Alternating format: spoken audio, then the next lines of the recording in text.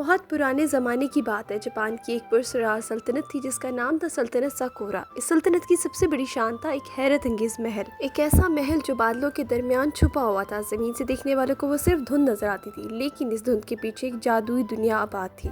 محل کے ارد گرد چیری بلاسم کے پھول ہر وقت ہوا میں بکھرے رہتے تھے، ایسا لگتا تھا جیسے آسمان پر جنت بسی ہو۔ یہ محل بادشاہ انس نے اپنی ملکہ عظمیٰ کے لیے بنوایا تھا۔ وہ ملکہ سے بے حد محبت کرتا تھا، اتنی محبت کہ وہ اس دنیا کی نظروں سے چھپا کر رکھنا چاہتا تھا۔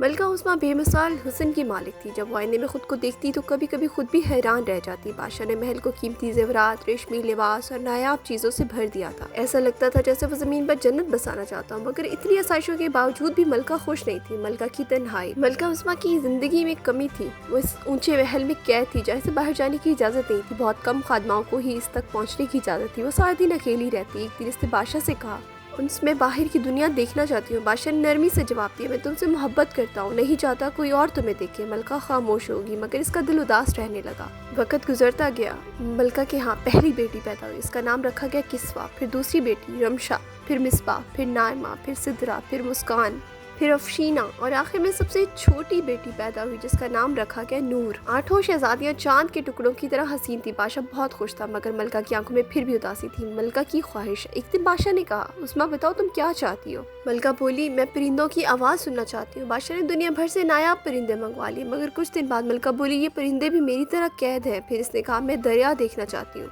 بادشاہ نے محل کے پاس مصنوعی دریا بنوا دیا، مگر کچھ دن بعد وہ دریا بھی ملکہ کو ویران لگنے لگا۔ پھر اس نے کہا، میں آسمان کو قریب سے دیکھنا چاہتی ہوں۔ بادشاہ نے بڑی دوربین لگوا دی، مگر وہ بھی ملکہ کو خوشی نہ دے سکی۔ ملکہ آہستہ آہستہ کمزور ہونے لگی، اپنی بیٹیوں کے مستقبل کے بارے میں فکر مند رہتی۔ وہ سوچتی، کیا میری بیٹیاں بھی اس محل میں قید رہیں گی؟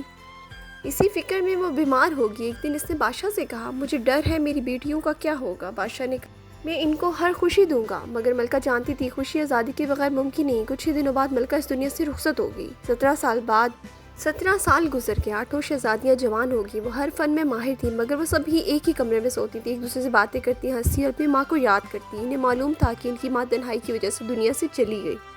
ایک دن بادشاہ نے اعلان کیا، تم سب 18 سال کی ہو چکی ہو، اب فیصلہ ہوگا کہ تخت کس کو ملے گا۔ شہزادیاں خاموش ہوگی۔ بادشاہ نے کہا، جس شہزادی کے بال سب سے لمبے ہوں گے وہ سلطنت کی ملکہ بنے گی۔ شہزادیاں حیران رہ گی۔ سب سے چھوٹی شہزادی بیمار ہوگی۔ بڑی شہزادی کسوا نے فیصلہ کیا کہ وہ بادشاہ سے بات کریں گی، مگر بادشاہ نے انکار کر دیا۔ اس رات شہزادیوں نے فیصلہ کیا کہ ہم آزادی کے لیے محل چھوڑ دیں گی۔ رات کی تاریکی میں 8 شہزادیاں محل سے نکل گئیں۔ انہوں نے آخری بار محل کو دیکھا اور روتی ہوئی آگے بڑھ گئی۔ بادشاہ کا خواب۔ اسی رات بادشاہ نے خواب دیکھا کہ وہ سونے کے پنجرے میں قید ہے۔ اسے سمجھ آ گیا کہ اس نے ظلم کیا ہے، مگر صبح تک شہزادیاں جا چکی تھیں۔ کئی دن سفر کے بعد شہزادی ایک جنگل میں پہنچی۔ وہاں ایک چھوٹی سی جھونپڑی تھی، اندر ایک بوڑھی عورت مرنے کے قریب تھی۔ وہ بولی، میرے 8 بیٹے آئیں گے، انہیں کھانا دینا، اور وہ مر گئی۔ رات کو 8 سفید سارس آئے۔ شہزادیاں انہیں دیکھتی رہیں۔ انہوں نے ان کے لیے کھانا رکھا۔ جب انہوں نے کہا، کاش تم انسان ہوتے، اچانک سارس شہزادوں میں بدل گئے۔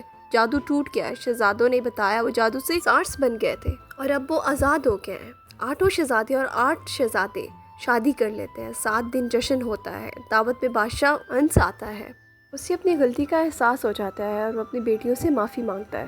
اس کہانی سے ہمیں یہ سبق حاصل ہوتا ہے کہ محبت کبھی قید نہیں کرتی، سچی محبت آزادی دیتی ہے۔ امید کرتی ہوں آپ کو یہ کہانی بہت پسند آئی ہوگی اور آپ اس چینل کو سبسکرائب کریں گے اور لائک بھی کریں گے۔